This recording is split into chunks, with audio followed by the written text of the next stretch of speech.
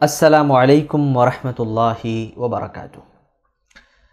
ان الحمد للہ نحمده ونستعینه ونستغفره ونعوذ باللہ من شرور انفسنا ومن سیئات اعمالنا من يهده الله فلا مضل له ومن يضلل فلا هادي له واشهد ان لا اله الا الله وحده لا شريك له واشهد ان محمدا عبده ورسوله اما بعد فان خير الحديث كتاب الله وخير الهدى هدى محمد صلى الله عليه وسلم وشر الامور محدثاتها وكل محدثة بدعة وكل بدعة ضلالة وكل ضلالة في النار۔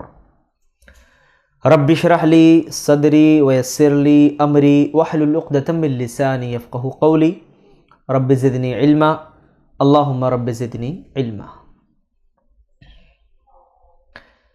معزز ناظرین اور تمام احباب کا ایک اور نئے ایپیسوڈ میں استقبال ہے، خیر مقدم ہے، خوش آمدید ہے۔ اللہ تبارک و تعالیٰ سے میں دعا کرتا ہوں کہ اللہ تعالیٰ ہم تمام کے یہاں بیٹھنے کو سننے کو قبول فرمائے، اور جو بھی وقت ہم نے نکالا ہے دین کی ان تمام باتوں کو سننے سمجھنے کے لیے، اللہ سے ہم دعا کرتے ہیں کہ اللہ تعالی ہمیں سننے اور سمجھنے سے زیادہ اس پر عمل کرنے کی توفیق نصیب فرمائے۔ آج ہمارا ایڈکشن سے نجات کے تعلق سے یہ دوسرا پارٹ ہے، دوسرا حصہ ہے، اور یہ 5واں ایپیسوڈ ہے، اور اس میں انشاءاللہ ہم جو باتیں پیش کرنے والے ہیں اس کا ایک خاکہ میں آپ کے سامنے رکھ دیتا ہوں۔ تقریباً 29-30 چیزوں کے قریب ایڈکشن سے بچنے کے جو طریقے ہو سکتے ہیں پچھلے ایپیسوڈ میں ہم نے آپ کے سامنے رکھ دیا تھا، دینی اور دنیاوی اعتبار سے، اور آج کے اس ایپیسوڈ میں انشاءاللہ ہم آپ کے سامنے کوشش یہ کریں گے کہ 19 یا 20 چیزیں رکھ دیں، جس سے 50 ایسے طریقے ہمارے سامنے ہوں، دلائل کے ساتھ، پروف کے ساتھ، اور اس سے بچنے کا جو طریقہ ہے اس کو ہم اور آپ اپنا سکیں، اختیار کر سکیں، اور ایڈکشن سے بچ سکیں۔ اور اگر الحمدللہ ایڈکشن میں مبتلا نہیں ہوئے ہیں تو کم از کم اس کی خطرناکی کو سنجیدگی سے لیتے ہوئے اس سے اپنے آپ کو ہم بچا لے جائیں۔ یہ بہت بڑی کامیابی ہے، بہت بڑی کامرانی ہے۔ اللہ تعالی ہم تمام کو جو ہے اس پر عمل کی توفیق دے، آمین۔ ایڈکشن کے تعلق سے بات شروع کرنے سے پہلے، اس کے نجات کیسے ممکن ہے اس پر بات کرنے سے پہلے، ایک چھوٹی سی سچی کہانی اور سچے واقعے سے میں اپنی بات کی شروعات کرنا چاہتا ہوں۔ علاج اسی وقت پاسبل ہے نا جب ہم علاج صحیح طریقے سے کریں گے۔ جی تھوڑا سا غور سے سنیے آپ، علاج اسی وقت پاسبل ہے جب ہم صحیح طریقے سے علاج کریں گے۔ اور کبھی کبھی اگر کوئی صحیح چیز، میری بات کو ذرا سنجیدگی سے سمجھنے کی کوشش کرنا آپ، کبھی کبھی کوئی صحیح چیز اگر غلط میں پڑھنے کا سبب بن جائے تو شریعت اس کو بھی حرام قرار دے دیتی ہے، یا شریعت اس سے بھی منع کر دیتی ہے کہ وہ کرنا بھی جائز نہیں ہے، جبکہ وہ ایک جائز کام تھا، ایک مباح کام تھا جس کو کیا جا سکتا تھا، لیکن اس سے شریعت نے روک دیا۔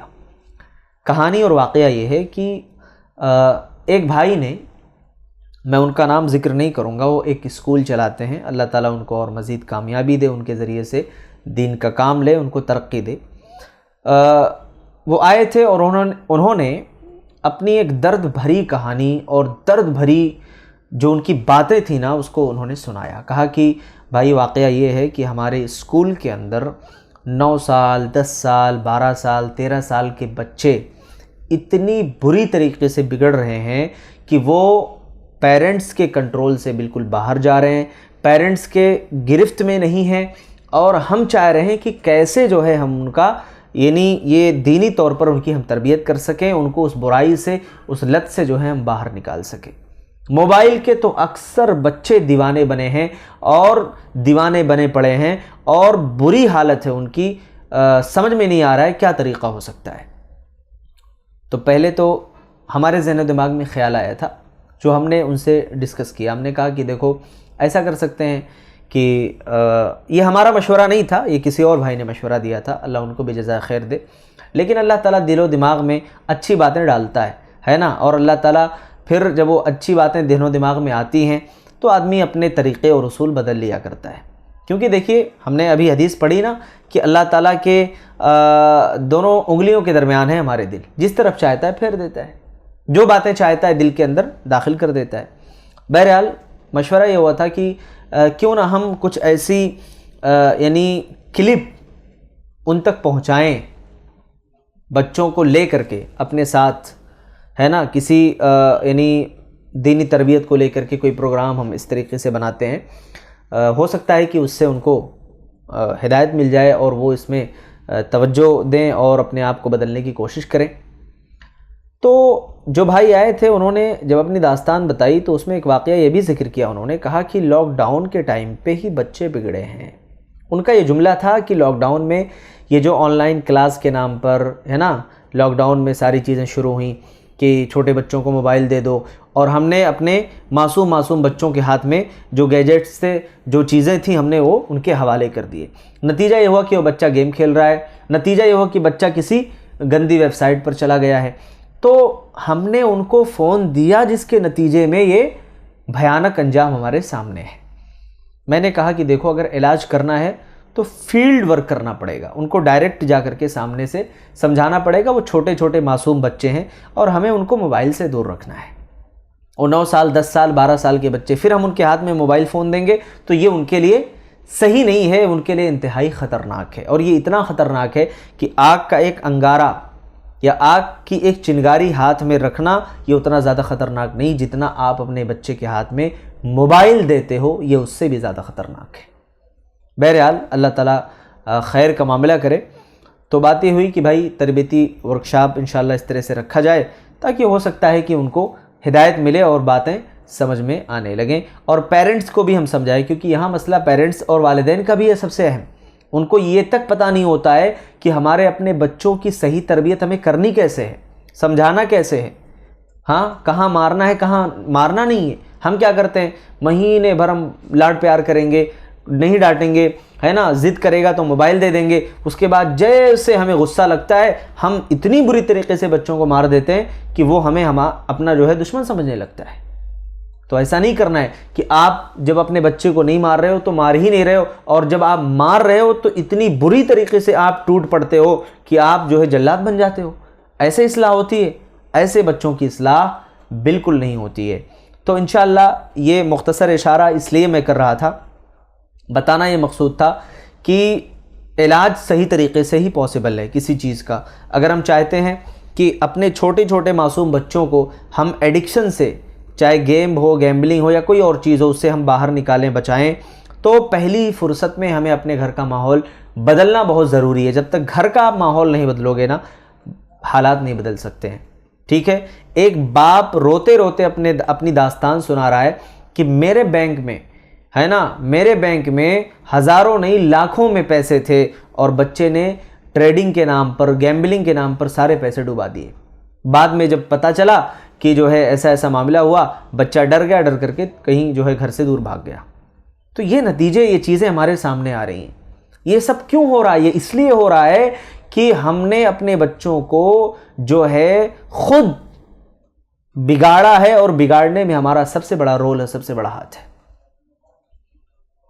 ایڈکشن سے ہم اپنے بچوں کو کیسے بچائیں؟ کیسے بچائیں بھائی؟ اپنے آپ کو کیسے بچائیں؟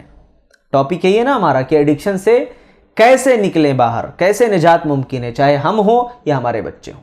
دیکھیے آپ کیا کریں نا، سوشل میڈیا پر پہلی چیز، ایک ایک چیز بہت اچھی طریقے سے آپ آبزرو کرتے جائیے، اس کو ذہن و دماغ میں بٹھاتے جائیے. سوشل میڈیا میں آپ ٹائمنگ بالکل کم کر دیجئے. اپنے ٹائم سوشل میڈیا میں جو آپ کا اسکرین ٹائم ہے آپ چیک کر کے دیکھو کتنا ٹائم ہے. 5 گھنٹے، 7 گھنٹے، 9 گھنٹے، ہاں کچھ تو ایسے ہیں کہ 10 12 گھنٹے سوشل میڈیا میں لگے ہوئے ہیں. بھائی اتنی بری لت اگر ہمیں لگ جائے گی کہ اسکرین کے بغیر ہمیں نیند ہی نہ آئے، تو اب بتاؤ کہ اس بیماری کا کیا علاج ہے؟ مثالیں تو صحابہ کرام کی دینی چاہیے، مثالیں تو جو ہے نا اسلاف کرام کی ہونی چاہیے. لیکن یہاں بات جب اس نئے دور کی نئی ٹیکنیک کی ہے نا. جب ہم ٹیکنالوجی کی بات کرتے ہیں تو ایلان مسک کا تو نام آپ نے سنا ہوگا, جانتے ہوں گے آپ. ہاں, اتنا بڑا آدمی جو اپنی زندگی اور اپنے ٹارگٹ کو 10 سال آگے لے کر کے چلتا ہے کہ کیا مجھے کرنا ہے, کیا نہیں کرنا ہے, پوری پلاننگ ہوتی ہے اس کے پاس.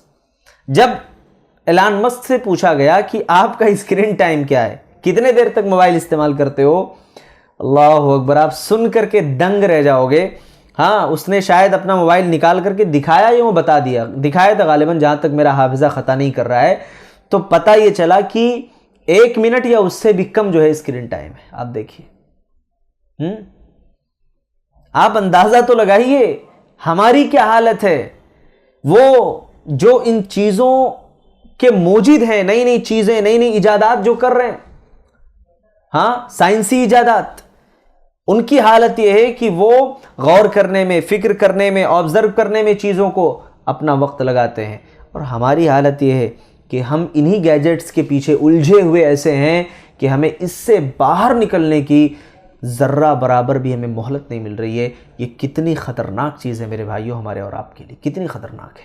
تو سوشل میڈیا میں پہلا کام یہ ہمیں کرنا ہے ایڈکشن سے بچنے کے لیے کہ اپنا اسکرین ٹائم ہم ایک لمٹ سیٹ کر لیں کہ ہمیں اگر آپ جو ہے ایڈکٹ ہو 2 گھنٹے, 2.5 گھنٹے, 3 گھنٹے آپ یوز کرتے ہو, تو یہ تو بالکل امپاسبل ہے کہ آپ اچانک چھوڑ دو گے اور آپ جو ہے آدھے گھنٹے پہ آ جاؤ گے.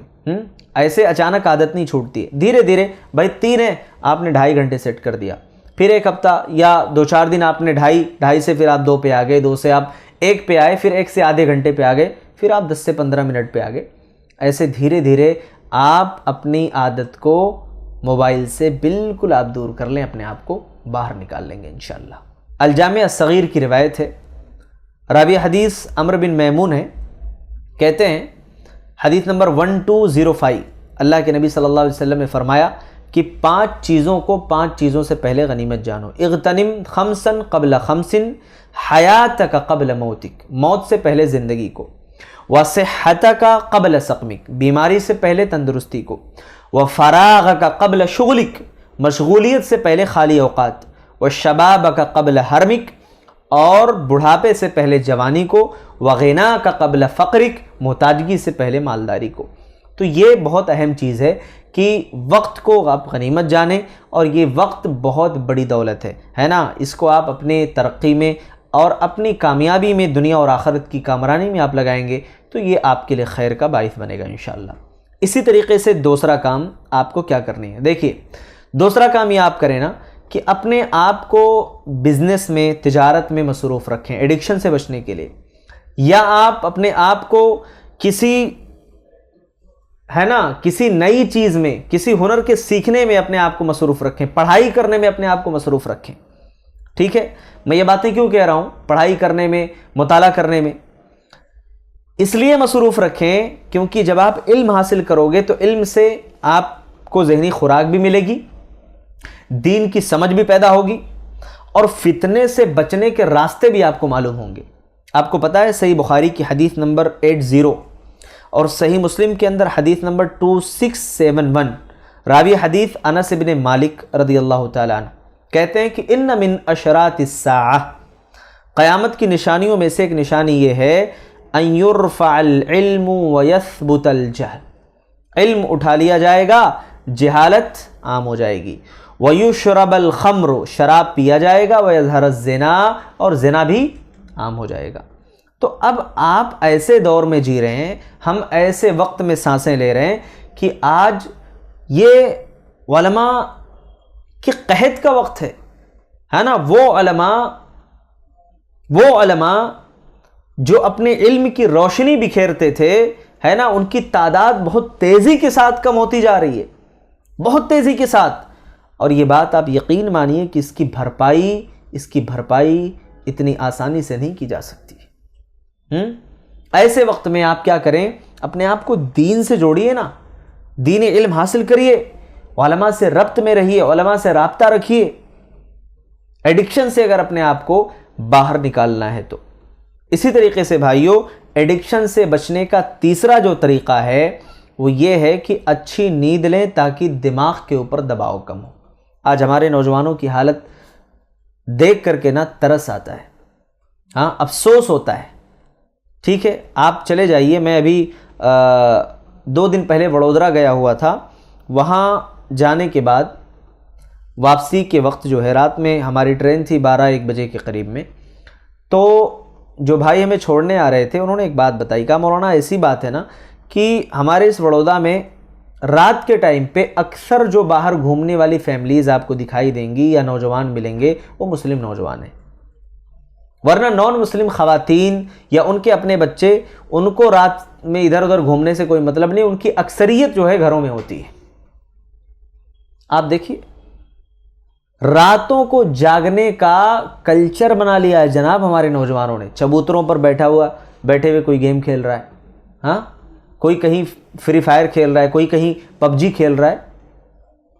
ہمارے ایک دوست نے بتایا کہ میں رات کے 10 بجے 11 بجے دکان پر گیا ہوا تھا دودھ لانے کے لیے. 10:30-11 بجے کی بات ہے.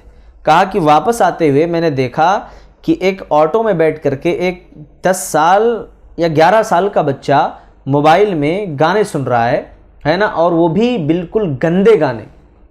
ہاں گندے گانے سن رہا ہے، وہ گندے گانے جس کے اندر کھلے عام فحاشی اور عریانیت ہے. کہا کہ جب میں نے اس کو ڈانٹا، بولا کہ بیٹا تم اتنی رات کو یہاں کیوں بیٹھے ہو، گھر میں کیوں نہیں ہو؟ جانتے ہو بچے کا کیا جواب تھا؟ کہا کہ نہیں ہمارے امی ابو نے موبائل دیا ہے. ہماری بچے نے کہا کہ ہماری امی نے موبائل دیا ہے کہ جاؤ باہر 10:30-11 بجے آنا. ہم کیا کر رہے ہیں اپنے بچوں کے مستقبل کے ساتھ؟ کتنا بڑا کھلواڑ کر رہے ہیں ہم. ہاں اللہ کے لیے ہوش کے ناخن لے لو، ورنہ وہ وقت دور نہیں ہے کہ اپنے بچوں کی بربادی پر بیٹھ کر کے ہے نا رو گے، ماتم مناؤ گے. ماتم منانا جائز نہیں اسلام کے اندر، لیکن رو گے، اپنے آپ کو کوسو گے کہ ہم نے اگر ایسی غلطی نہ کی ہوتی تو ہمارا بچہ بگڑتا نہیں. میں یہ عرض کر رہا تھا اچھی نیند لیں. نبی کریم صلی اللہ علیہ وسلم کی پہلے حدیث ہم سن لیتے ہیں. صحیح بخاری کی حدیث نمبر 568. کہا کہ ان رسول اللہ صلی اللہ علیہ وسلم کان یکرہ النوم قبل العشاء والحدیث بعدها.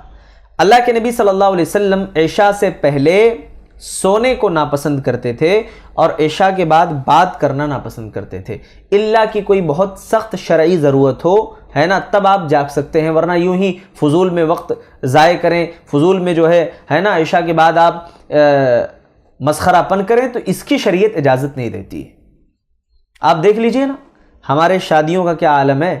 ہماری شادیوں کا حال یہ ہے جناب کہ شادیاں بھی ہماری رات میں 12 بجے 1 بجے شروع ہو رہی ہیں، دعوتیں رات بھر صبح تک دعوتیں ہو رہی ہیں، پھر اس کے بعد فجر کی بھی کوئی پرواہ نہیں، کھانا کھائے گئے سو گئے. راتوں کو جاگنے کے اس کلچر نے بھی ہمیں ایڈکشن کا مریض بنا دیا، ایڈکٹ بنا دیا ہے، ڈپریشن کے ہم مریض بن گئے. رات کی نیند میں اللہ نے سکون رکھا تھا، اطمینان رکھا تھا، ہم نے کیا کیا؟ ہم نے اس کو بے سکونی سے بدل دیا. ہم راتوں کو جاگ رہے ہیں، دن میں سو رہے ہیں. راتوں کو آپ 5 گھنٹے سو لیں، دن میں 10 گھنٹے بھی آپ سوتے ہو نا تو رات کی 5 گھنٹے کی نیند دن کے 10 گھنٹے کی نیند کے برابر ہوگی. ایک مثال دیتا ہوں میں، ہماری زندگیوں سے جو ہے نا برکت بھی ختم ہوتی جا رہی ہے. معلوم ہے آپ کو رات کو بہت دیر تک جاگنے سے میرے بھائیوں اس بات کو بہت سنجیدگی سے لیجئے گا، کئی ایک مرض میں بیماری میں ہم اور آپ مبتلا ہو گئے ہیں، چاہے وہ میں ہوں، چاہے وہ ہمارا اپنا گھر ہو یا پھر کسی اور کا اپنا گھرانہ خاندان ہو یا ہمارا معاشرہ سماج اور سوسائٹی ہو. دیکھ لیجئے آپ حالت یہ ہے کہ ہمارے اپنے گھروں میں رات کے کھانے 10 بجے 11 بجے 12 بجے کھائے جا رہے ہیں. یہاں نبی کریم صلی اللہ علیہ وسلم عشاء سے پہلے سونے کو ناپسند کر رہے ہیں، عشاء کے بعد جاگنے کو ناپسند کر رہے ہیں. ہم نے کہا نہیں جناب ہم تو رات بھر جاگیں گے. آسٹریلیا وغیرہ کے اندر لوگ بتاتے ہیں جو وہاں رہنے والے ہمارے دوست احباب ہیں، کہتے ہیں کہ وہاں کا معاملہ یہ ہے کہ 7 بجے شام کے وقت روڈ پر آپ کو کوئی ادھر ادھر زیادہ جو ہے لوگوں کی تعداد آپ کو نظر نہیں آئے گی. اکثر لوگ اپنے اپنے گھروں میں چلے جاتے ہیں اور صبح جیسے ہوتی ہے 7 بجے 6 بجے جو ہے لوگ اپنے اپنے کاروبار کے لیے آفس میں جو ہے لوگ جانا شروع کر دیتے ہیں، ہے نا. تو اس طریقے سے ہونا چاہیے بھائی. اسی طریقے سے آگے چلیے، ایڈکشن سے اگر ہم اپنے آپ کو بچا سکتے ہیں، اس پر ایک مجھے مثال یاد آ رہی تھی، میں چاہ رہا ہوں کہ وہ مثال میں آپ کے سامنے رکھ دوں. کہ ہماری زندگیوں سے برکت کیسے ختم ہوتی جا رہی ہے نا. آپ کے سامنے ایک مثال رکھتا ہوں. کتے کو آپ دیکھتے ہوں گے, ایک کتیا کتنے بچے دیتی ہے؟ 8 10 بچے دیتی ہے. لیکن یہ کتے رات بھر جاگتے ہیں, بھونکتے ہیں, گلی میں کوچوں میں بھٹکتے ہیں. ہاں, بڑے ہوتے ہوتے ان 10 میں سے شاید کوئی 1 یا 2 بچتا ہے. یہ حرام جانور ہے, نہ ہم اسے کھا رہے ہیں نہ پی رہے ہیں, کچھ نہیں ہے نا, ٹھیک ہے. یہ حرام جانور ہے, نہ ہم اسے کھا رہے ہیں نہ ہاتھ لگا رہے ہیں, بلکہ یہ نجس سے گندہ دور رہتے ہیں, الحمدللہ. اور بکریوں میں اللہ نے کتنی برکت رکھی ہے. جو بکریاں پالتے ہیں ان کو پتہ ہوگا, جیسے رات ہوتی ہے, شام ہو گئی بکریاں سو گئیں, صبح فجر ہوئی بیدار ہو گئیں.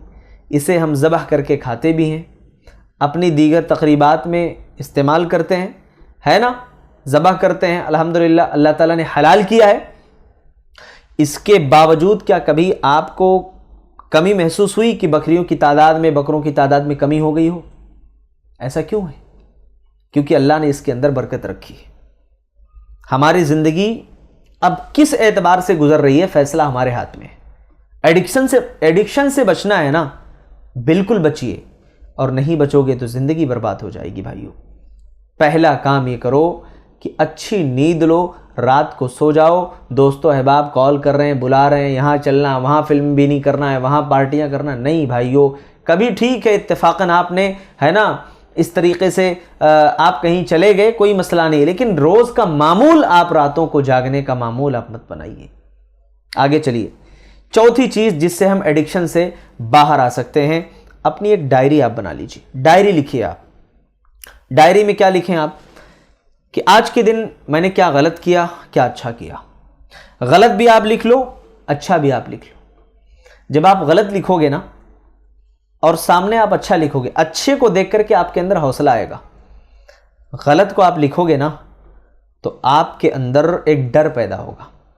یہ لکھنا ہے آپ کو, اور لکھیے گا. اس لیے لکھنا کیونکہ اپنے آپ کو آپ دھوکہ مت دو. جب آپ لکھو گے تو یہ ڈر ہوگا کہ آج میں اپنی تحریر دیکھ کر کے ڈر رہا ہوں, اپنا لکھا ہوا میں ڈر رہا ہوں, اور جو میں نے کیا ہے اللہ کے فرشتوں نے جس کو لکھ لیا, قیامت کے دن سارے لوگوں کے سامنے وہ کھولا جائے گا, تو اس وقت شرمندگی کا کیا عالم ہوگا, اس کا اندازہ آپ لگا سکیں گے. آپ کو ڈر ہوگا کہ یہ جو ڈائری ہے کہیں میرے گھر والے نہ دیکھ لیں, ہاں, کہیں میرا بیٹا نہ پڑھ لے, میرا بھائی نہ دیکھ لے, میری ماں نہ دیکھ لے, میری بہن نہ دیکھ لے کہ میں نے کیا گناہ کیا, کیا اچھا کیا. اچھائیوں پر تو خوش ہو جائیں گے, اور جو برائیوں کی لسٹ ہے اس پر کیا کریں گے. تو جب اپنی ایک ڈائری بناؤ گے, ایک محاسبہ کرو گے نا, تو اس سے بھی ایڈکشن سے باہر آنے کے راستے آپ کو ملیں گے انشاءاللہ, اور ایڈکشن سے نجات ملے گی آپ کو. سورۃ الحشر کے آیت نمبر 18 اور 19 میں اللہ تعالیٰ نے فرمایا, یا ایھا الذین آمنوا اتقوا اللہ, اے ایمان والو تم اللہ سے ڈرو, ولتنظر نفس ما قدمت لغد, اور تم میں سے ہر نفس کیا کرے, یہ غور کرے, ہے نا, یہ دیکھے کہ وہ کل کے لیے یعنی آخرت کے لیے کیا تیاری کر رہا ہے. واتقوا اللہ, اور تم اللہ سے ڈرتے رہو, ان اللہ خبیر بما تعملون, جو کچھ بھی تم عمل کرتے ہو اللہ تبارک و تعالیٰ اس سے باخبر ہے نا. اس کے بعد سورہ اعراف میں آپ دیکھیے, سورہ اعراف میں اللہ نے کیا فرمایا, الذین اتخذوا دینہم لہوا ولعبا وغرتہم الحیاۃ الدنیا فالیوم ننساہم کما نسوا لقاء یومہم ھذا. کہا کہ وہ جنہوں نے دین کو دل لگی اور کھیل بنا لیا, انہیں دنیا کی زندگی نے دھوکہ دیا, تو آج ہم انہیں بھلا دیں گے جیسے وہ اپنے اس دن کی ملاقات کو بھول گئے. بھائیو, آپ اندازہ لگائیے, اگر ہم اس دنیا کو ہی سب کچھ سمجھ بیٹھے, اس دنیا کے لیے ہی سب کچھ ہم اپنا قربان کر بیٹھے, آخرت کے لیے نہ کوئی تیاری ہو نہ کوئی فکر ہو, پھر ہماری زندگی کا کیا مقصد ہوا. ارے بھائی, ہر چیز کا ایک مقصد ہوتا ہے نا. اس مائک کا جو مقصد ہے میری آواز آپ تک پہنچانا, اور اگر یہ اپنے مقصد میں کھرا نہ اترے یا اپنے مقصد کو پورا نہ کرے, ہم اسے نکال کر پھینک دیتے ہیں. کیوں پھینک دیتے ہیں جناب؟ اس لیے پھینک دیتے ہیں کیونکہ یہ مقصد پورا نہیں کر رہا ہے. ہمارا مقصد کیا ہے؟ ہمارا مقصد یہ تھا, وما خلقت الجن والانس الا لیعبدون, اللہ نے ہمیں محض اپنی عبادت کے لیے پیدا کیا, اپنی عبادت کے لیے, خالص اللہ کی عبادت کرنی ہے ہمیں. توحید ہمارے اندر ہونی چاہیے, توحید کی سمجھ ہونی چاہیے, توحید کی معرفت ہونی چاہیے. اسی طریقے سے بھائیو, پانچواں طریقہ یہ ہے ایڈکشن سے بچنے کا کہ موبائل کو کبھی بھی اکیلے میں استعمال نہ کریں، یا اگر اکیلے میں کرنا ہے بہت کم استعمال کریں. کبھی بہت شدید ضرورت ہو تنہائی میں استعمال کرنے کے لیے تب آپ موبائل نکالیں، ورنہ آپ کی کوشش یہ ہو کہ میں موبائل کو جب مجلس میں ہوں تب استعمال کروں، ہے نا، لوگوں کے ساتھ ہوں اس وقت میں نکال لوں اگر کوئی بہت ضروری چیز دیکھنی ہو، ٹھیک ہے. ورنہ تنہائی میں جب آپ موبائل نکالیں گے تو کبھی کبھی نہیں، اکثر ایسا ہوتا ہے، آپ کے ساتھ بھی ہوا ہوگا اکثر، کہ کسی مقصد کے لیے موبائل آپ اوپن کرتے ہو. بھائی واٹس ایپ پہ میں گیا یا سوشل میڈیا کا کوئی ایپ ہم نے اوپن کیا، اب ہمارا ایک ٹارگٹ فکس ہوتا ہے کہ بھائی یہ کام کرنا ہے، باہر آ جانا ہے. ہم کیا کرتے ہیں، یہ اتنی خطرناک چیز ہے نا یہ موبائل، ہم جیسے اس کے اندر گھستے ہیں بھائی صاحب، اس کے اندر گھسنے کے بعد بعض دفعہ ہمیں یہ پتہ بھی نہیں ہوتا اور ہم یہ بات بھول بھی جاتے ہیں کہ ہم کس مقصد سے موبائل ہم نے اوپن کیا تھا. یہ کتنی خطرناک چیز ہے، اس کا اندازہ آپ لگا لیجیے. یہ تو ایسے ہی ہو گیا کہ ہم کہیں سفر کر کے گئے، لمبا سفر ہم نے کیا، گھنٹے 2 گھنٹے کا سفر، اور وہاں پہنچنے کے بعد جس مقصد سے ہم نے سفر کیا تھا وہ مقصد ہی ہم بھول گئے اور دوسری چیزوں میں وقت گزاری کر کے ہم واپس آ گئے. کیا فائدہ ہوا ہمارے سفر کا، کیا فائدہ ہوا ہمارے جانے کا؟ اس کو آپ سمجھ لیں اچھی طریقے سے. اسی طریقے سے بھائیوں 5ویں چیز یہ ہے نا، جیسا کہ اس سے پہلے بھی میں نے ذکر کیا تھا کہ نفلی روزے کا اہتمام کریں. نفلی روزے کے اہتمام سے بھی جو ہے آپ انشاءاللہ اپنے آپ کو برائی سے اور ایڈکشن سے انشاءاللہ اپنے آپ کو بچا سکتے ہو، ہے نا.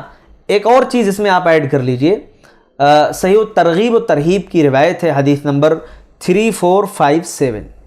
اللہ کے نبی صلی اللہ علیہ وسلم نے فرمایا کہ من تزوج فقد استکمل نصف الایمان. کہا کہ جس نے نکاح کر لیا اس کا ایمان آدھا مکمل ہو جاتا ہے. فلیتق اللہ فی النصف الباقی، تو باقی کا جو آدھا ہے اس میں وہ اللہ تعالیٰ سے ڈرے.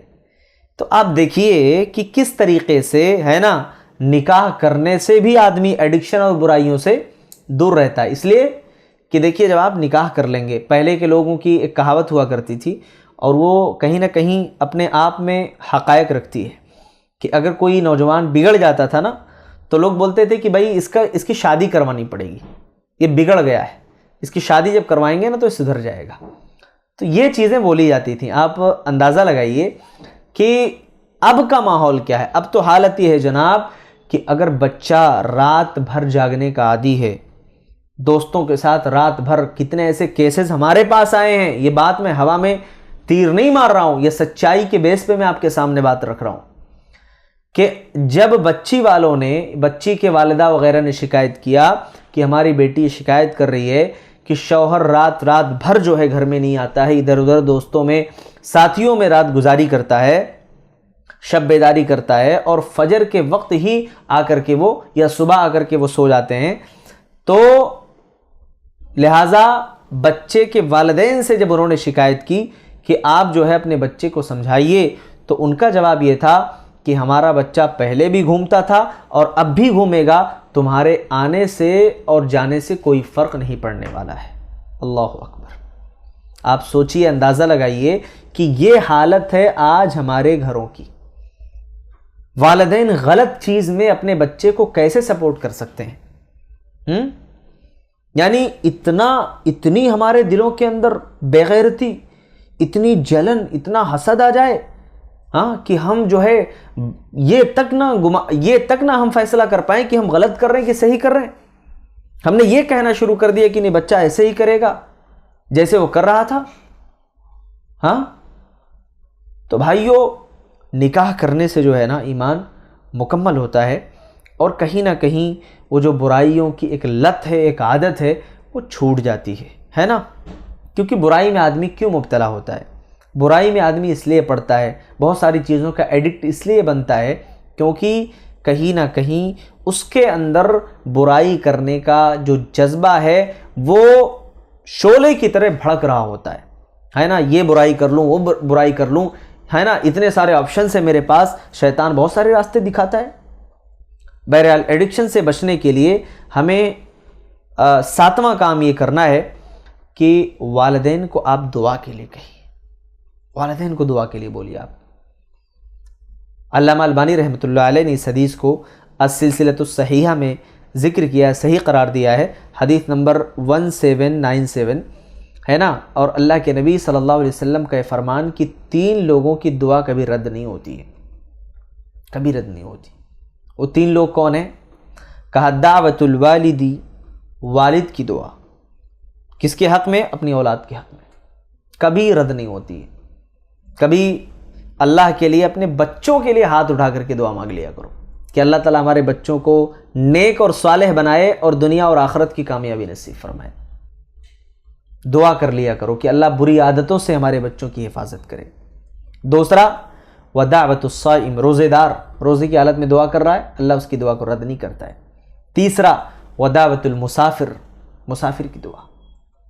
تو آپ اپنے بچوں کے حق میں ضرور دعائیں کریں، کیونکہ آپ کی دعا آپ کے بچے کی زندگی بنا سکتی ہے، اور آپ کا دعا نہ کرنا عین ممکن ہے کہ اس کی زندگی بگڑ جائے۔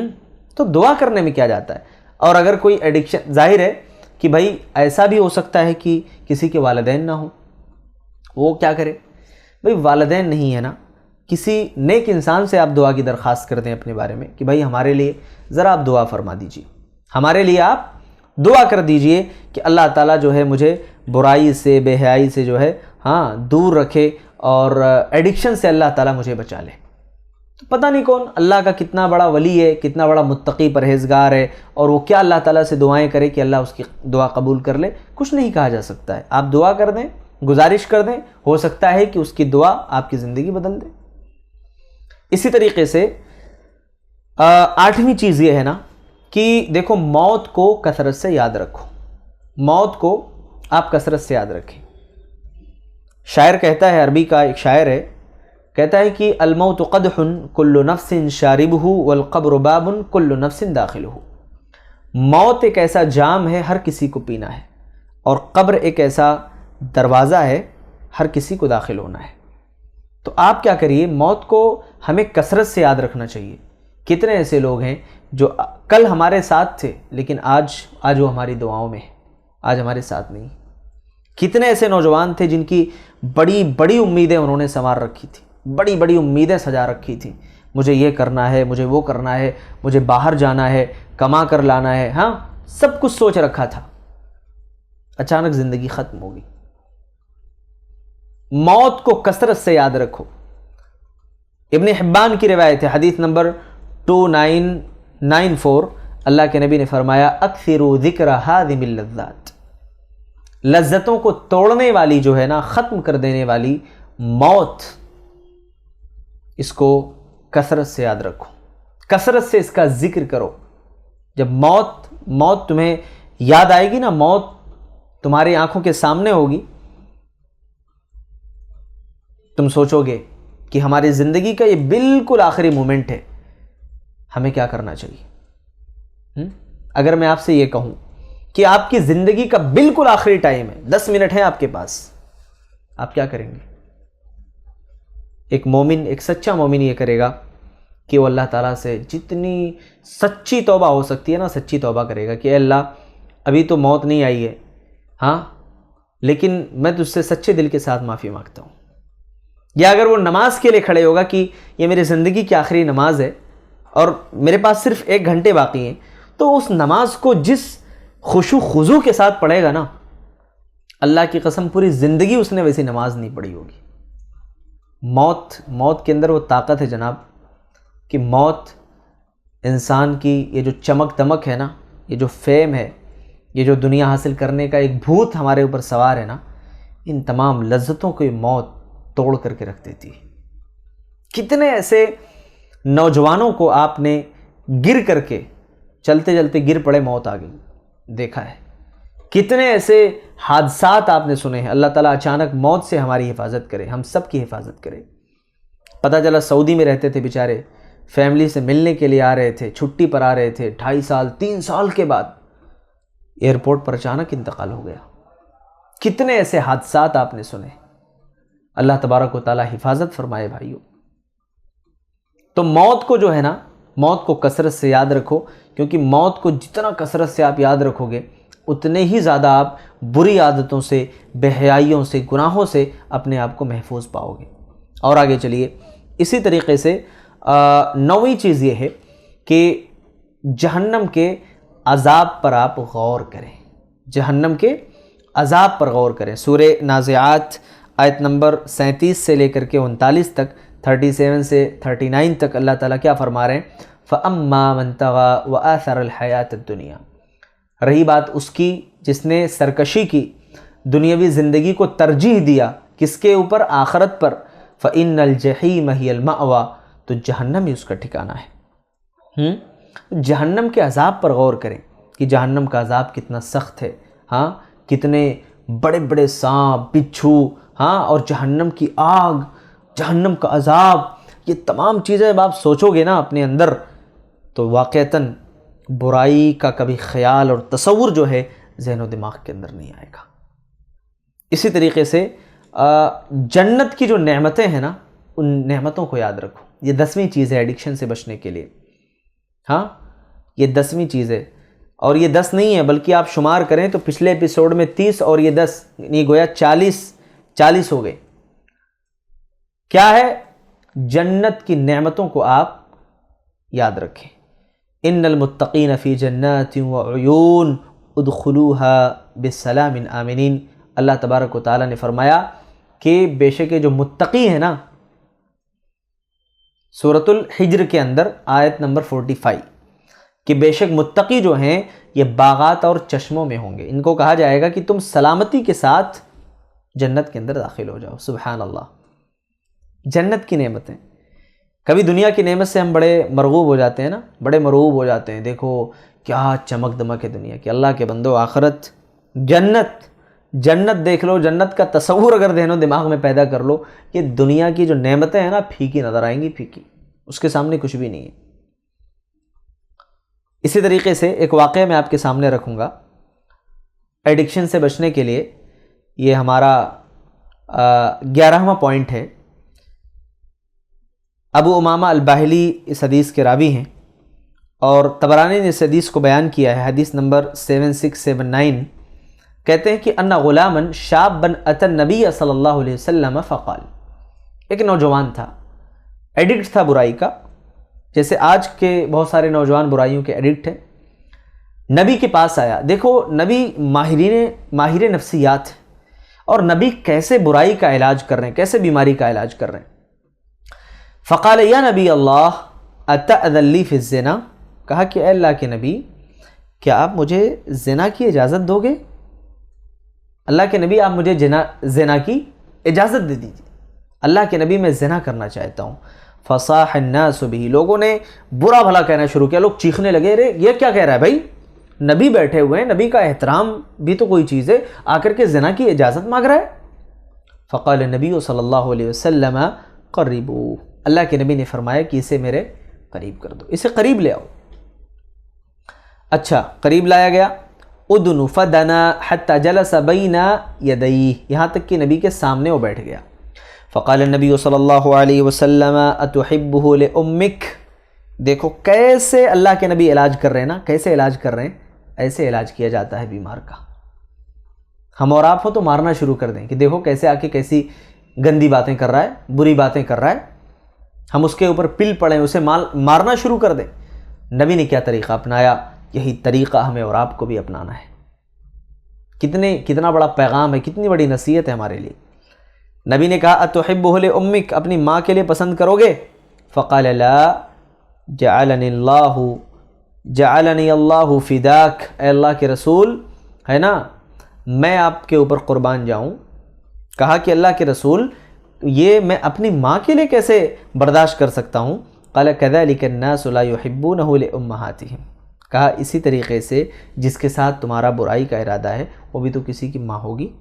کہا اتحبہ لابنتک، کیا اپنی بیٹی کے لیے تو یہ پسند کرے گا؟ قال لا، کہا نہیں اللہ کے نبی۔ نبی نے کہا كذلك الناس لا يحبونه لبناتهم، کہا اسی طرح جس کے ساتھ تو برائی کرنا چاہ رہا ہے وہ بھی تو کسی کی بیٹی ہوگی۔ اس کے بعد اللہ کے نبی صلی اللہ علیہ وسلم نے اس کو سمجھاتے ہوئے کہا، راوی حدیث عبد الرحمن ابن عوف کہتے ہیں، عبد الرحمن ابن عوف بھی کہتے ہیں کہ فوضع رسول اللہ صلی اللہ علیہ وسلم یدہ علی صدرہ، نبی نے اپنے ہاتھ اس کے سینے پر رکھے اور نبی نے یہ دعا دی. کیا دعا دی؟ اللہم طہر قلبہ واغفر ذنبہ وحسن فرجہ، اے اللہ اس کے دل کو پاک کر دے، اے اللہ اس کے گناہوں کو معاف کر دے، اے اللہ اس کی شرمگاہ کی حفاظت فرما. یہ نبی نے دعا پڑھی، اس کے سینے پر مارا، کہا فلم یکن شیء ابغض الیہ منہ، اس کے بعد پوری زندگی اس کے دل میں کبھی برائی کا ارادہ پیدا نہیں ہوا. اللہ اکبر. ایسے علاج کیا جاتا ہے، ایڈکشن سے ایسے بچایا جاتا ہے. نبی نے پہلے نصیحت کی، اس کے بعد دعا بھی دے دیا.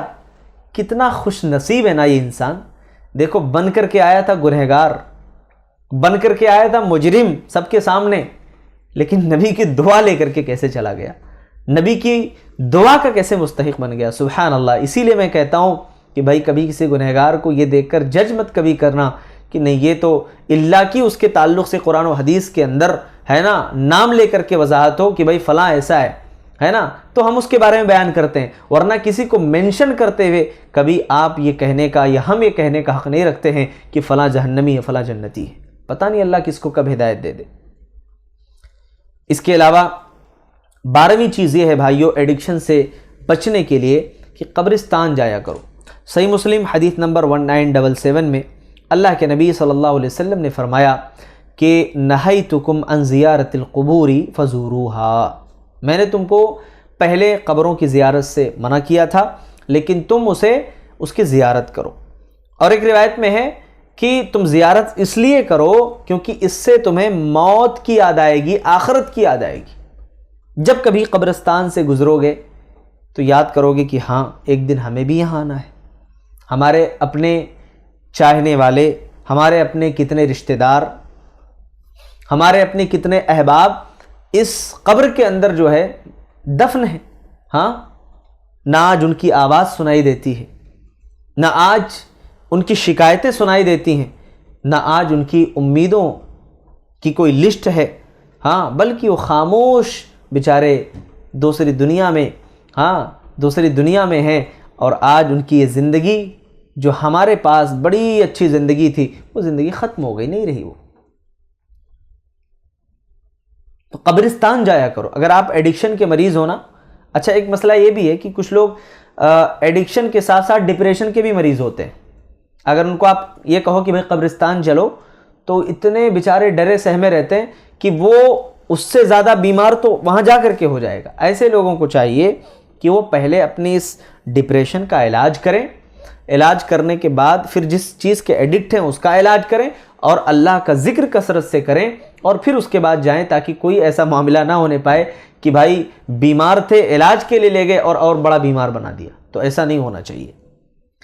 اس کے علاوہ 13ویں چیز یہ ہے کہ اسپتال جایا کرو. اسپتال جایا کرو زندگی میں وقت نکال کر کے. جانتے ہو کیوں؟ اس لیے اسپتال جایا کرو نا، جا کر کے کبھی دیکھو کسی اسپتال میں کتنے ایسے لوگ ہیں جو زندگی کی آخری سانسیں لے رہے ہیں. کتنے ایسے لوگ ہیں ہاں جو بیچارے اپنے ہاتھ یا پاؤں سے ہاتھ دھو بیٹھے. کوئی ہارٹ کا مریض ہے، کوئی فالج کا مریض ہے، کسی کے اوپر کسی کو کوئی اور مہلک بیماری ہے. الغرض یہ کہ جب اسپتال آپ جاؤ گے اور اپنے چاروں طرف لوگوں کو روتے بلکتے تڑپتے دیکھو گے نا تو دل نرم ہو جائے گا. ایڈکشن سے نجات اس لیے بھی ملے گی کہ میں کتنا بڑا نافرمان ہوں، صحت مند ہو کر کے میں اللہ کی کتنی نافرمانیاں کرتا ہوں. یہاں دیکھو لوگ بیماری میں کیسے جوجھ رہے ہیں، کیسے تڑپ رہے ہیں. سورہ ابراہیم کی آیت نمبر 7 میں اللہ نے فرمایا لَإِن شَكَرْتُمْ لَأَزِيدَنَّكُمْ وَلَإِن كَفَرْتُمْ إِنَّ عَذَابِي لَشَدِيدٌ. اگر تم میرا شکر ادا کرو گے نعمتیں اور بڑھا کر کے دوں گا، اور اگر میری ناقدری کرو گے، ناشکری کرو گے، میری نعمتوں پر شکر نہیں بجا لاؤ گے نا، تو یاد رکھو ان عذابی لشدید، بے شک جو میرا عذاب ہے نا بہت ہی سخت ہے، بہت ہی سخت عذاب دینے والا اللہ رب العالمین. اسی طریقے سے بھائیو 15ویں چیز یہ ہے کہ آخرت سے متعلق جو قرآن کی آیتیں ہیں ان آیتوں کو سننا چاہیے، پڑھنا چاہیے۔ اللہ تبارک و تعالیٰ نے اسی لیے سورہ اعراف کے آیت نمبر 58 کے اندر بیان فرمایا، بارش کا تذکرہ کرتے ہوئے کہا کہ كَذَلِكَ نُخْرِجُ الْمَوْتَى لَعَلَّكُمْ تَذَكَّرُونَ، جیسے اللہ تعالیٰ بارش نازل کر کے، ہے نا، یعنی اللہ تعالیٰ پیڑ پودے اگا دیتا ہے، جنگلات اور باغات جو ہے اللہ تبارک و تعالیٰ جو کہ سوکھ چکے ہیں اللہ تعالیٰ ان باغات میں جان ڈال دیتا ہے، اسی طریقے سے اللہ تبارک و تعالیٰ کل قیامت کے دن جو مردے ہیں ان کو دوبارہ زندگی عطا کرے گا۔ ہاں، تو ان آیتوں کو جب آپ پڑھو گے، اس پر غور کرو گے نا، تو آپ کو پتہ چلے گا کہ واقعتاً آج ہم جس وے میں جا رہے ہیں وہ کتنا غلط راستہ ہے، ہم اپنے زندگی کے مقصد سے بھٹکے ہوئے ہیں۔ اللہ تعالیٰ ایسا نہیں ہے کہ ہمیں اللہ نے بیکار پیدا کیا ہے، ہم مر کر کے اسی مٹی میں سڑ گل جائیں گے، مل جائیں گے، نہیں، بلکہ ہمیں اللہ تبارک و تعالیٰ کے ہاں اٹھایا جانا ہے، اس کا جواب بھی دینا ہے۔ اسی کے ساتھ ساتھ سورہ انبیاء کی آیت نمبر 16 پڑھیے، اللہ نے کیا کہا، وَمَا خَلَقْنَا السَّمَاءَ وَالْأَرْضَ وَمَا بَيْنَهُمَا لَاعِبِينَ، کہا کہ ہم نے آسمان و زمین کو اور جو کچھ ان کے درمیان ہے، وَمَا بَيْنَهُمَا لَاعِبِينَ، کھیل کود کے لیے، کھیل تماشے کے لیے پیدا نہیں کیا ہے۔ سورہ مومنون کے آیت نمبر 115 میں اللہ نے فرمایا، أَفَحَسِبْتُمْ أَنَّمَا خَلَقْنَاكُمْ عَبَثًا، کیا تم نے یہ گمان کر لیا کہ ہم نے تمہیں بیکار پیدا کیا ہے، وَأَنَّكُمْ إِلَيْنَا لَا تُرْجَعُونَ، اور تم ہماری طرف لوٹائے نہیں جاؤ گے۔ یہ چیزوں کا جو ایڈکشن ہے، مجھے آپ یہ بتاؤ، ایک چیز میں آپ سے پوچھنا چاہ رہا ہوں، یہ گورنمنٹ اور حکومتیں جو پابندیاں عائد کرتی ہیں، شراب ہے نا، بعض جگہوں پہ شراب پہ پابندی لگا دی، بعض جگہوں پر اور نشاور چیزوں پہ پابندی لگا دی، اس کے باوجود لوگ استعمال کر رہے ہیں، چپکے سے کوئی کھا رہا ہے، کوئی علل اعلان کر رہا ہے کہ نہیں کر رہا ہے۔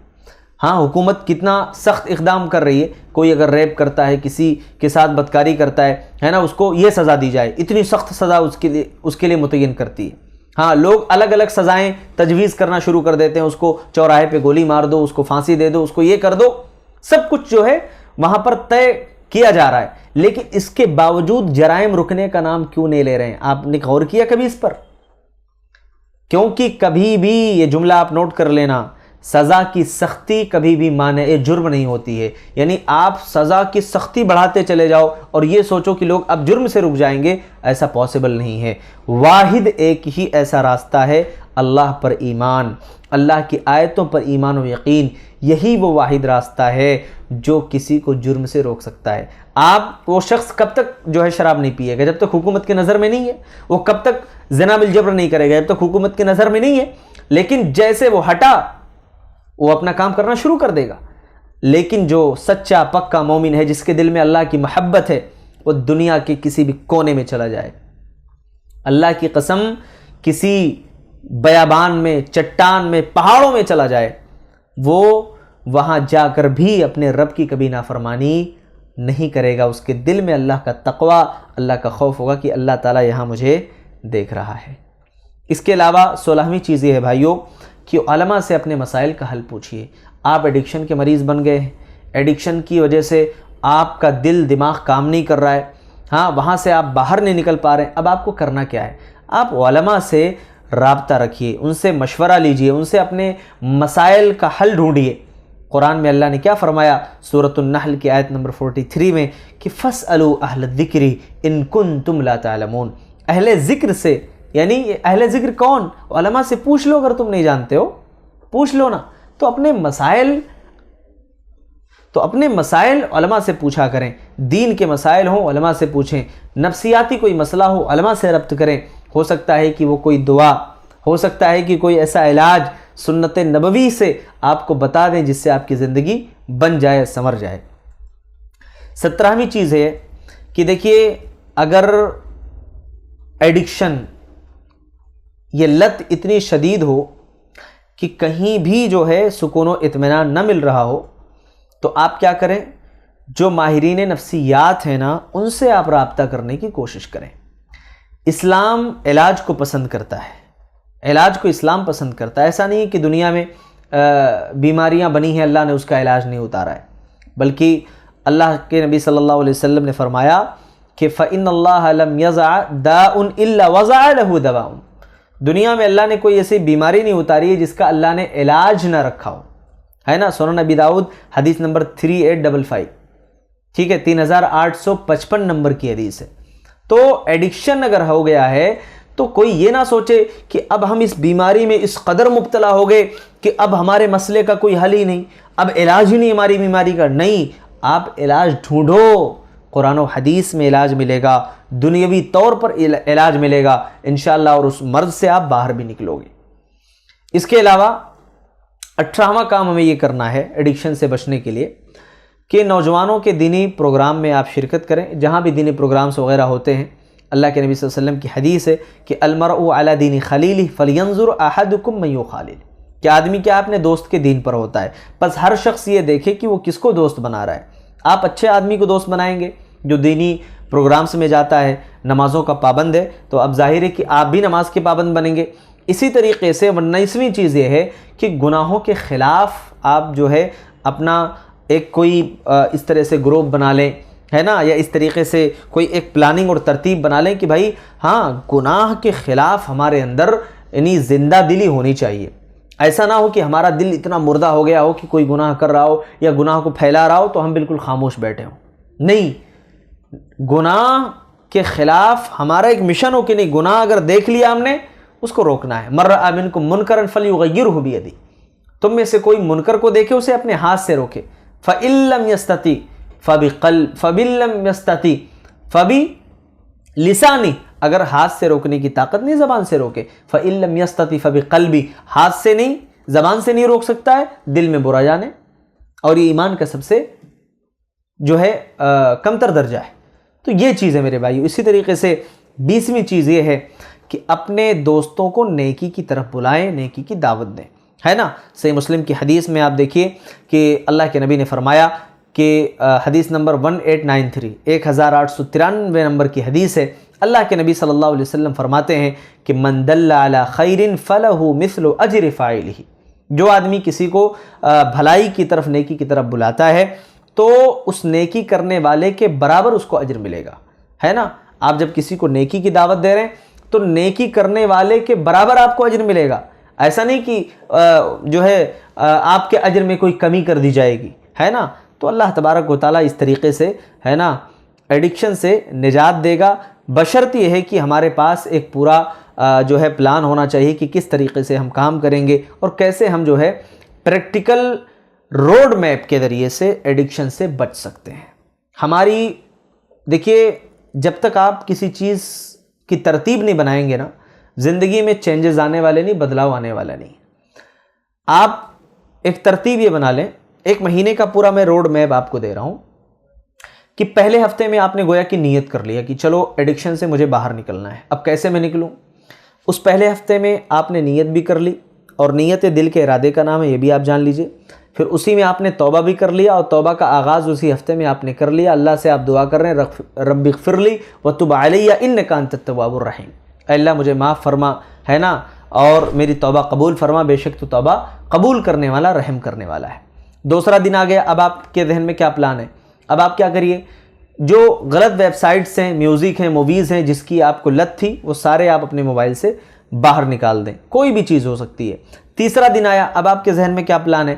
آپ کیا کریں کہ تہجد کی نماز آپ شروع کریں، نوافل کی ادائیگی کثرت سے کریں، ہے نا، اور اس سے کیا ہوگا کہ اللہ تعالیٰ کی مدد آئے گی، ہے نا، اللہ تعالیٰ آپ کو تقویت دیں گے۔ اسی طریقے سے چوتھا دن آپ کا کیسا ہونا چاہیے؟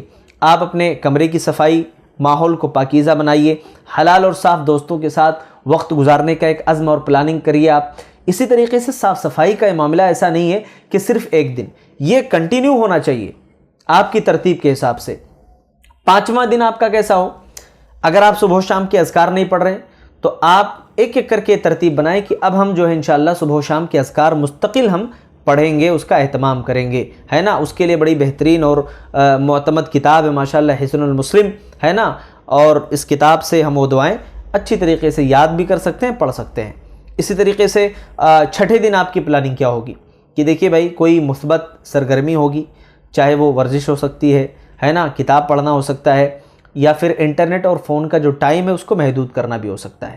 اسی طریقے سے 7ویں دن کیا ہے کہ پورے ہفتے کا پھر آپ جائزہ لیں پورے ہفتے کا آپ جائزہ لیں کہ مجھ سے غلطی کیا ہوئی اس پورے ہفتے میں، کیا ہم نے کھویا، کیا پایا، ہے نا، کتنی بار ہم نے اللہ تعالیٰ سے معافی مانگی اپنے گناہوں کی۔ اس کے بعد پھر آپ کا دوسرا ہفتہ شروع ہوتا ہے۔ دوسرا ہفتہ کیا کریں آپ؟ قرآن پڑھنے کا ایک معمول بنا لیں کہ کیسے ہم قرآن پڑھنا شروع کریں گے۔ آپ کیا کریں؟ کم سے کم 1 صفحہ قرآن روزانہ پڑھیں ترجمے کے ساتھ، 1 صفحہ۔ ممکن ہو تو ہر نماز کے بعد آپ عادت بنا لیں کہ آپ 2 آیتیں 3 آیتیں پڑھ رہے ہو ترجمے کے ساتھ، اس کی تفسیر کے ساتھ، ہے نا۔ تو اس سے کیا ہوگا کہ آپ کے اندر ایمان میں اضافہ ہوگا، ایمان بڑھے گا اور آپ برائیوں سے انشاءاللہ بچو گے۔ پھر اس کے بعد جو ہے نمازوں کی پابندی میں کوتاہی ہو رہی تھی، اب آپ یہ لازم کر لیں کہ مجھ سے انشاءاللہ کوئی نماز مس نہیں ہونی چاہیے۔ یہ اول دن سے لے کر کے جب تک آپ زندہ ہیں تب تک یہ عزم ہو کہ کوئی بھی نماز انشاءاللہ چھوٹنے نہ پائے۔ اور پھر اس کے بعد 11ویں 12ویں دن، ہے نا، آپ کیا کریں؟ کسی دینی بیان میں، یا آپ کا یہ پلان ہو کہ اب جو ہے انشاءاللہ کسی اجتماع میں مجھے شامل ہونا ہے، درس میں جانا ہے اور وہاں دینی باتیں سننی ہیں۔ پھر آپ 13ویں دن کیا کریں؟ اپنے کسی ہے نا گناہ کا جو آپ کو یاد آ گیا ہو کہ بھائی میں نے فلاں گناہ کیا تھا، یہ گناہ کیا تھا، تو اس کے بارے میں آپ کیا کریں؟ اللہ تعالیٰ سے معافی مانگ لیں، صدقہ کر دیں، خیرات کریں۔ کیوں؟ صدقہ کیا کرتا ہے؟ گناہوں کو مٹاتا ہے، ٹھیک ہے۔ اسی طریقے سے پھر جب ڈے 14 آ گیا تو اب پورے ہفتے کا آپ جائزہ لے لیں۔ اب اللہ کا شکر ادا کریں کہ الحمدللہ اللہ تعالیٰ نے مجھے جو ہے یہ توفیق دی کہ میں اپنی زندگی کی یہ روٹین ہم نے بنا لیا ہے اور اسی ترتیب سے اب میں چلتا رہوں گا۔ اس کے بعد ڈے 15 آپ کیا کریں؟ گناہ کی عادت کے بجائے نئی مثبت عادت ڈال لیں، جیسے کہ ورزش ہے، لکھنا ہے، یا پھر کوئی ہنر سیکھنا بھی ہو سکتا ہے۔ ڈے 16 اور 17 میں آپ کو کیا کرنا ہے؟ ڈے 16 میں اپنے موبائل پر صرف فائدہ مند ایپ رکھیں، فضول جو ایپس ہیں اس کو بالکل ڈیلیٹ کر دیں۔ آپ یہ طے کریں کہ آج کے دن جتنے ایپ ہمارے فون میں ہیں جو غیر ضروری ہیں، جس کا استعمال میں نہیں کرتا ہوں، نکال دیجئے آپ۔ 17ویں دن کیا کریں؟ دیکھیے آپ کے پاس اگر کوئی دوست نہیں ہے، کوئی اچھا استاد نہیں ہے، آپ اچھے دوست، اچھے استاذ کا آپ انتخاب کریے۔ ابو داؤد کی حدیث نمبر 4918، اللہ کے نبی نے فرمایا المؤمن مرآۃ المؤمن، مومن مومن کے لیے آئینہ ہوتا ہے۔ یہ پورا 1 مہینے کا روڈ میپ ہے جو آپ کے سامنے ہے کہ کیسے تبدیلی لانی ہے۔ آپ کسی کو اپنا استاذ بنا لے جو واقعتاً عالم دین ہو، ہے نا، کوئی آپ کا دوست بھی ہو سکتا ہے جو علم والا ہو، ٹھیک ہے، وہ آپ کو کیا کرے گا؟ مانیٹر کرے، آپ کو تمام چیزیں بتائے کیسے کیا کرنا ہے نا۔ اس کے بعد ڈے 18 17 میں آپ آگئے، پھر آپ کو رات کو سونے سے 10 منٹ پہلے دعا اور ذکر کا اہتمام کرنا ہے۔ یہ دیکھیے جہاں جہاں میں دعا اور ذکر کی بات کر رہا ہوں وہ کسی اس دن کے ساتھ خاص نہیں ہونی چاہیے، وہ تو آپ کی شروعات ہے، وہ شروعات وہاں سے آپ نے شروع کر دیا، عادت بن گئی، اب وہ عادت چھوٹنی نہیں چاہیے۔ اس کے بعد پھر آپ کیا کریں؟ ڈے 20 21 میں آپ کیا کریں؟ کسی اچھے کام میں خود کو مصروف رکھیں، آپ مسجد کی خدمت میں، مسجد کے کسی فلاحی کام میں، ہے نا، اسی طریقے سے دین کے کسی کام میں۔ اس کے بعد آپ کا چوتھا ہفتہ آ گیا، ہے نا، پھر ڈے 22 میں آپ کیا کریں؟ کسی کو بھلائی کی دعوت دیں، نیکی کی طرف بلائیں، دوسروں کو اللہ کی طرف بلائیں۔ پھر ڈے 23 24 میں کیا کریں؟ آپ کو اللہ نے گناہ سے بچا لیا ہے، اللہ کا شکر آپ ادا کریں۔ اس کے بعد آخری ہفتے میں آپ یہ کوشش کریں کہ اللہ تبارک و تعالیٰ نے مجھے یہ توفیق دی، چھوٹی چھوٹی کامیابی جو اللہ نے آپ کو دی اس کو، ہے نا، اس کی خوشی آپ کو ہونی چاہیے، اور یہ حلال خوشی آپ کو انشاءاللہ ایڈکشن سے اور برائی سے بہت دور لے جا سکتی ہے کہ آپ بالکل اس سے دور ہو جاؤ گے، ایسے ہی جیسے کہ زمین و آسمان کا فاصلہ ہے۔ تو یہ چند اہم باتیں تھیں بھائیوں۔ اسی طریقے سے اس پورے 1 مہینے کا جو ہمارا یہ پلان ہے، اس کی ترتیب یہ بھی ہو سکتی ہے کہ ایک بار ہم نے جو کام شروع کر دیا، اس میں بعض کام ایک ہی بار کرنے کے، اور بعض ایسے جو آپ یومیہ آپ کرتے جائیں کہ آج ہمیں یہ کرنا ہے۔ پھر اس سے کیا ہوگا کہ ڈیلی کی عادت ہو جائے گی اور آپ جو ہے انشاءاللہ اللہ تعالیٰ سے مکمل طور پر جڑ جاؤ گے۔ اللہ سے دعا ہے اللہ ہم تمام کو کہنے اور سننے سے زیادہ عمل کی توفیق نصیب فرمائے، ایڈکشن سے اللہ تعالیٰ ہماری اور آپ کی حفاظت فرمائے۔ السلام علیکم ورحمۃ اللہ وبرکاتہ۔